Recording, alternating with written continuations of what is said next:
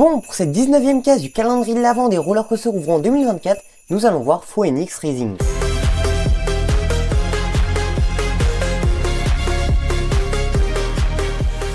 Ce coaster se trouvera à Busch Garden Tampa et ça sera un Family Inverted Coaster de chez Bolliger & Mabillard, ce qui est assez rare pour ce constructeur. Il existe deux coasters de ce type de ce constructeur et si on regarde bien, c'est une copie en miroir du Family Suspended 400 de chez Vekoma. Franchement, Intamin qui copie ça ne m'étonne plus, mais BM, mais non, vous pouvez pas faire ça. Non, plus sérieusement, ce coaster ne sera pas le même que les deux premiers. Celui-ci ira à 70 km/h, il sera long de 558 mètres et pour ce qui est de la hauteur, bon, on n'a pas trop d'infos. Et pour ce qui est du layout, on a eu des infos très récemment. Il a l'air sympa, mais il est pas incroyable non plus. Et pour une énième fois, vu que je suis le meilleur, j'ai essayé de vous le reproduire sur Planet Coaster.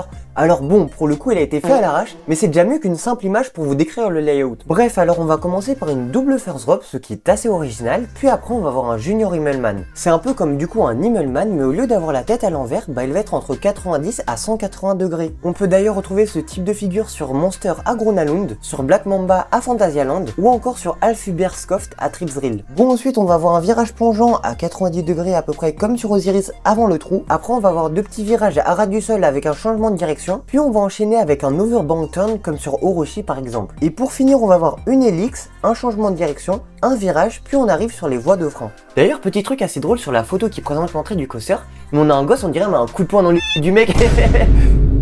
J'en ai vu des choses. J'en ai vu des choses. Bon, à part ça, le train du coaster va posséder de l'audio embarqué et des lumières. Et aussi, je sais pas si vous avez remarqué, mais si on zoome un peu sur la photo et qu'on regarde sur le wagon, on arrive à voir des labarres sans veste, ce qui est incroyable pour Bolliger & Mabillard. Faudra voir en vrai si ça sera toujours le cas, mais si BM arrête de mettre des vestes, c'est incroyable. D'ailleurs, à l'heure où je tourne ce TikTok, à part des concept art et des plans, on n'a rien. Mais bon, moi je vous dis à demain pour une prochaine case du calendrier de l'Avent. Ah, et aussi abonne-toi à ma chaîne YouTube, on vise les 900 abonnés avant 2024.